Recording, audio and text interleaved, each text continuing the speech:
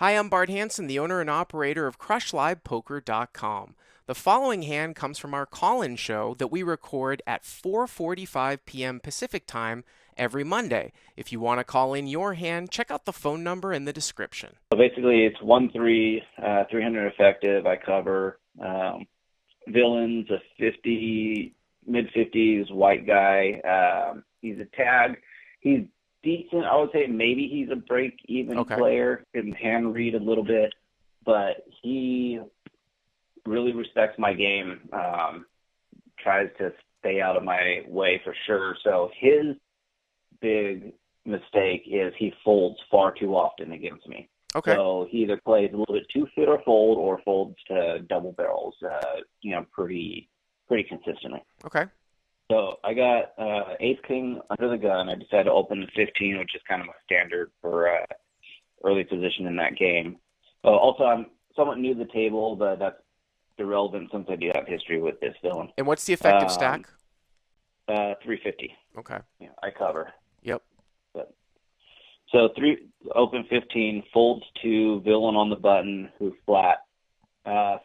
His flatting range, I believe, against me is going to be, pocket pairs. It's going to be suited broadways and suited aces, and maybe ace deuce 3, 4, 5, 10 jack queen queen offsuit. His 3-betting range is going to be very narrow, basically ace king up. Maybe jack sometimes, maybe. So he calls. So we go heads up to the flop, and we get a flop of ace of diamonds, 10 of hearts, 8 of clubs. So at this point, I decide to check to him because I figure if his issue is folding too much, I'm only going to get pretty much 2 streets from him at best. So I'm trying to get, a little bit of extra value from either horse aces that I think he would fold to a double barrel, and from it's some pocket pairs, 8, 9, something like that might call one, or not 8s, but, 9, something like that might call 2 streets, hoping I was, bullshitting. So he bets out pot, so 30. So at this point, I decided just to call. I'm not going to raise. Now, when he bets here, I think he pretty much is going to be ace X hands and 2-pair plus. He's not going to bet under pairs. He's not going to bet a 10. He's not going to bet, queen jack, king jack, something like that. I mean, my issue here though is that because you're out of position. I understand your logic, but because you're out of position here. This doesn't sound like the type of player that's going to stab at the flop with pocket deuces or pocket threes, right? If you check, he's just going to check it back. If he has an ace, yeah, he's going to bet, but he might shut it down unless you're going to play a check call lead. That's why I would probably just choose to bet this hand against a villain type like this. If he's calling with some Broadway straight draw, Broadway straight hands like king, queen, or queen, jack. Queen Jack, of course, is double gutted on this board. King Queen suited and King Jack are gut shots.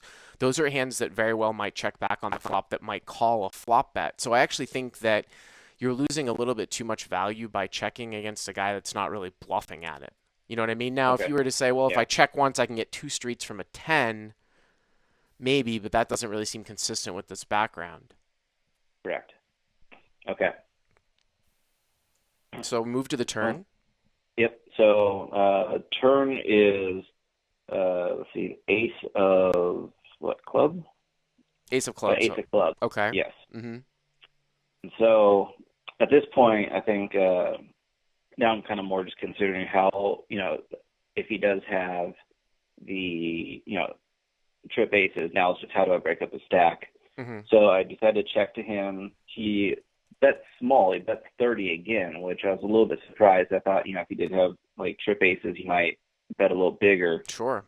But at the same time, I thought, he would be, he's pretty limited to aces. So I decided to pop it up to 95. That way I could, get a pretty easy river shove on him. So he calls quickly without, too much thought.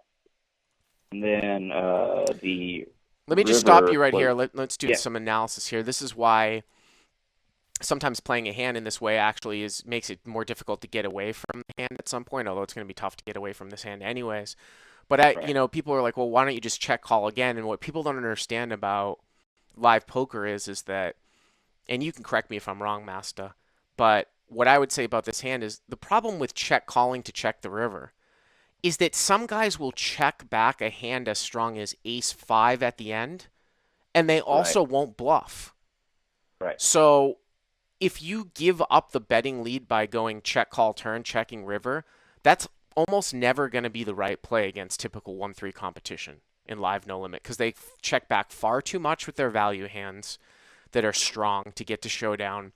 They don't bluff enough, and they're not going to bet like king 10 or pocket jacks for value. Do you see what I'm Right. saying? I Yeah. mean, if you're playing at like 5-10 or 10-20, and let's say a guy flatted you with pocket kings, maybe he doesn't bet the flop, but if he does, because he thinks that you checked without an ace, and then the ace pairs on the turn, and he bets again, and you call, kings might even value bet the river. Not in a million years at 1-3 will that ever happen. So, Right. but on the flip side of that is that you check raise turn here. It sounds to me like that bet on the turn, like you said, is not really consistent with a single paired ace. It's consistent with a hand that is not strong, that's probably not going to call a check raise, or he's very very nutted here, whether it's pocket Right. tens, ace 10, or ace 8. So it's a little bit concerning that he's called here. You know what I mean? Because of the turn Right. sizing. Now, if you had checked the turn and he had bet like 50 and you had bumped it up to 120, that's great.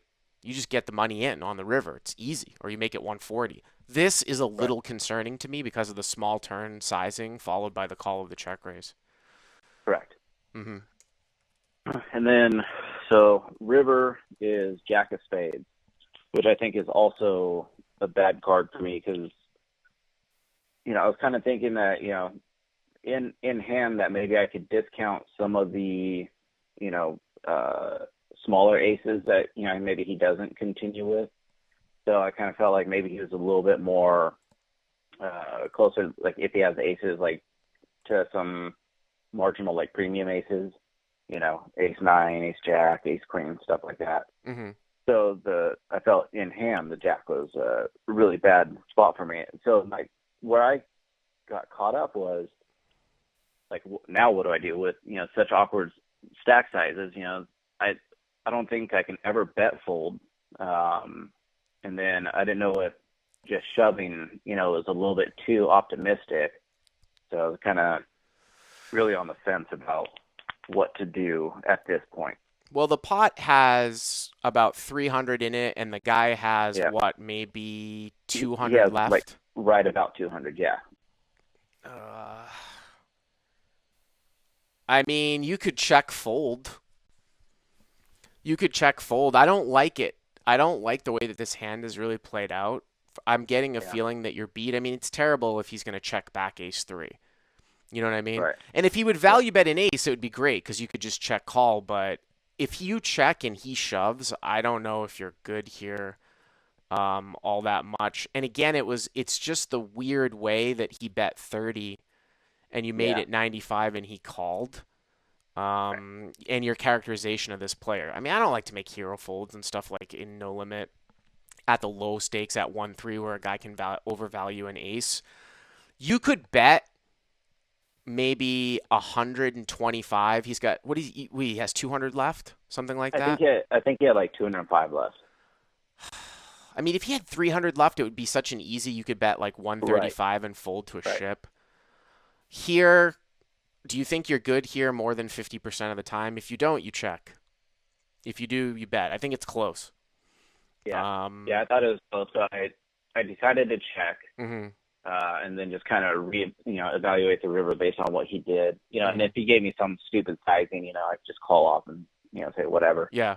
Um, and he actually checked back like immediately. Mhm. So he, I showed ace king. He showed ace deuce offsuit. Ace deuce So offsuit. Yeah. yeah, So, I mean, it's kind of weird because of the way that the turn sizing went, that he bet 30 and you raised him and then he snap called there and your right, kickers play. But right, it just goes to show you how it's better to play. This is the advantage of playing deeper because you can bet for value and fold to a raise because you never know you're not going to get bluffed off. But in this situation, if you say to yourself, I can't fold then the equation changes. If you're Right. not deep enough to bet fold, then sometimes it can become a check, because if you're wrong, you're risking 200, right? Instead of risking Right. 135. Right. So some people might be like, "Oh, this is a bet all day." It might not be if you're not going to fold to a raise, because you're, Right. like I said, you're risking 200 instead of the 100 or 125. But thanks for Yeah. the call. Hey guys, if you like what you've seen here, please click on the subscribe button and you'll get notified every time we put up a new video. And if you want to check out CrushLivePoker.com for the first month free, use the code YTA100. Click on the link right there.